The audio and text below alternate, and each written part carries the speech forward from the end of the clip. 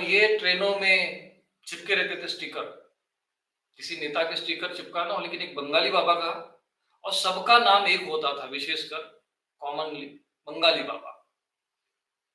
अब ये news nation वालों ने ये जो ऑपरेशन पाखंड के विरुद्ध में केवल में आज तक में मतलब जितना जो काम हमारे धर्माचार्य को करना चाहिए था, मुझे लगता है कि जो न्यूज नेशन वालों ने जो काम किया है यही वास्तविक धर्माचार्य है। सच में ये मैं बहुत बड़ा काम उन्होंने किया इस मामले में, और ऐसे बंगाली बाबाओं को समाज के समक्ष जो है लेकर उनको नग्न किया। अब एक बंगाली बाबा का इंटरव्यू आया था, उसने कहा कि मेरे पास 60,000 प्रेत है जो सिद्ध किए मैंने, और मेरे पिता के पास 2 लाख प्रेत थे। बोले करते क्या हो? बोले हम लोगों के दिमाग को हैंग करते हैं। अगर तुम लोगों को ये बात अगर सुननी है तो आप लोग न्यूज नेशन बंगाली बाबा ऑपरेशन पाखंड के नाम से सर्च कर लेना। यही हमारे उत्तर प्रदेश में गाजीपुर का कोई एक आदमी, वो खुल्ला स्वयं बोल रहा है, एकदम स्पष्ट बोल रहा है, खुल्ला इसको बोलते हैं। कह रहा है कि मेरे पास 60,000 प्रेत है, मेरे पिता के पास 2 लाख प्रेत थे, हम लोग बंगाल में जाकर यही प्रेत सिद्धियां करके हम लोगों के दिमाग को हैंग करते हैं। ये सोचो, यदि सच में आज के समय में मेरे जैसा शासक होता ना, मैं अगर होता, सच में बता रहा हूँ, औरों की तो बात मैं नहीं जानता, तो मैं इन सभी बंगाली बाबाओं को एक जगह एकत्रित करता, और जिनके इतने प्रेत हैं उन सबसे भेंट करता।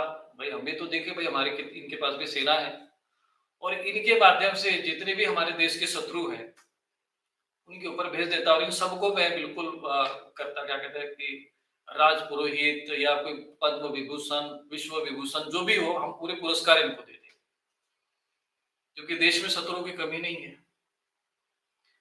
कुछ ऐसे भी महान इस समय पिछली बार कुछ ऐसे तांत्रिक प्रकट हुए, वो जो महान तांत्रिक हुए, जिसमें अभी लोग तो भैया उनके जाकर बड़े बड़े नेता मुख्यमंत्री जब प्रणाम कर रहे तो महान लोग है ये सब। इन लोगों को मैं एकत्रित करता मैं, जो इंटेलिजेंस विभाग है, विजिलेंस विभाग है, मैं उनको बंद कर देता, और इन लोगों को वहां का इंटेलिजेंस विभाग का, सीबीआई विभाग का चेयरमैन बना देता, भाई निदेशक बना देता कि भाई अध्यक्ष आप बनो, और अपने भूतकाल और भविष्य काल की जितनी सिद्धियों के द्वारा हमारे देश पर जो भी संकट आने वाला हो, समाज पे संकट आने वाला हो, वो आप अपने भूतों से, जो भी तुम्हारे पास सिद्धि है, बालाजी की सिद्धि है भाई इनके पास, सबके पास हनुमान जी की सिद्धि है, प्रेत तो कोई कहेगा नहीं, सब बालाजी कहेंगे, सब प्रेत कहेंगे, प्रेत तो कहेंगे नहीं। या तो बहुत ज्यादा हुआ तो थोड़े से जो बेशर्म है तो वो प्रेतराज बोल देते हैं, पूछते भी, पूजे भी जा रहे। तो इन सबको मैं बैठा के वहां पर एक डिपार्टमेंट बना देता, और उसमें इसका हेड ऑफिस में इनको बना देते, भाई तुम जो भी हमारे देश में संकट आने वाला हो वो पहले ही बता दो। और सेना जो हमारे देश की है इनकी भी छुट्टी कर देता मैं, क्योंकि इनके बंगाली बाबाओं के पास 20-20 हजार मतलब प्रेत हो, एक बंगाली बाबा के पास अगर मान लीजिए 2 लाख प्रेत है,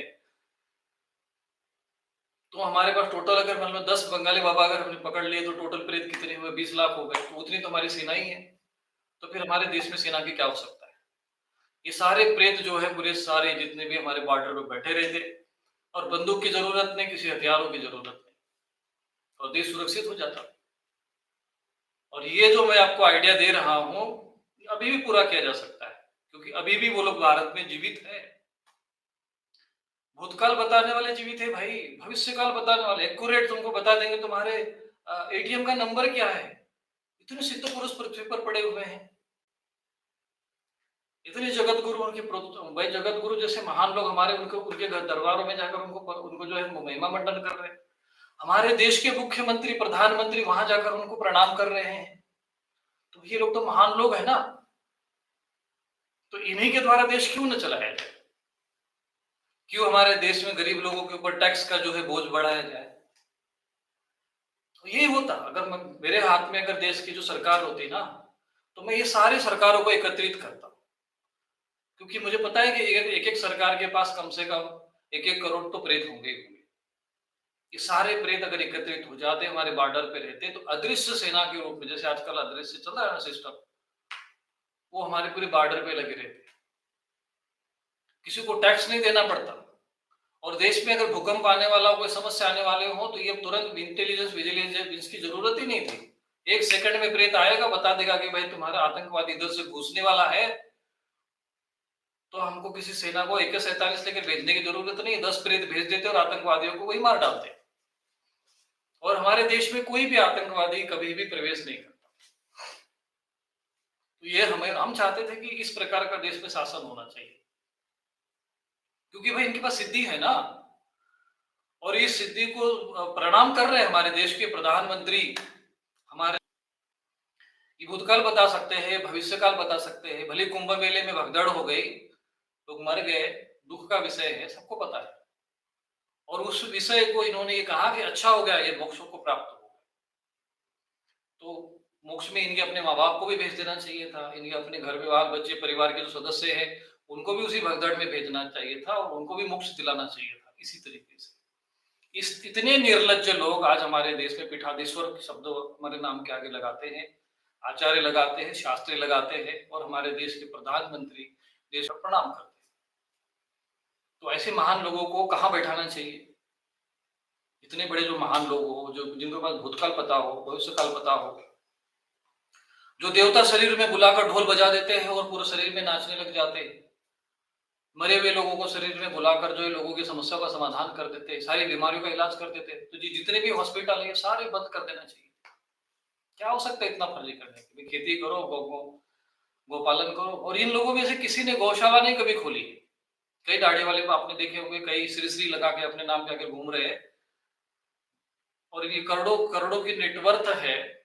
कई ऐसे त्रिकालदर्शी बाबा आगे जिन्होंने हरी चटनी और लाल चटनी से समाज का बहुत बड़ा मार्गदर्शन किया, कल्याण किया। लोगों ने हरी चटनी की जगह लाल चटनी खिलाई, समोसे की जगह पलटा दिया, और वो सारे धनवान हो। ऐसी ट्रिक जितने पास हो, जो कि थर्ड आई जिसके पास हो, और ऐसे महान जो लोग हमारे देश में हो, इन सबको विश्व विभूषण, पद्म विभूषण तो छोटी इनके लिए उपाधि है, इनको बड़े किसी उच्च पद पे बैठा कर इनकी आरती प्रतिदिन जो संसद में उतारना चाहिए थी, और इन्हीं लोगों के मार्गदर्शन में इस देश को संचालन करना चाहिए था। और ये लोग अभी मरे नहीं है, ये अभी भी जिंदा है, पूजे जा रहे हैं, समाज में पूजे जा रहे हैं लोग अच्छे से एकदम साष्टांग दंडवत करते हुए, लोटांगन डाल के। वो नहीं देखेंगे धूल है कि क्या है, सब साष्टांग दंडवत होता है। और आज ये स्थिति है कि हम ऐसे लोगों से पीड़ित लोग जो है हमारे पास आकर होते हैं, तो ऐसे लोगों के विरुद्ध कोई कानून, कोई नियम, कोई न्यायालय, कोई संसद, कोई व्यवस्था, कोई सिस्टम नहीं है।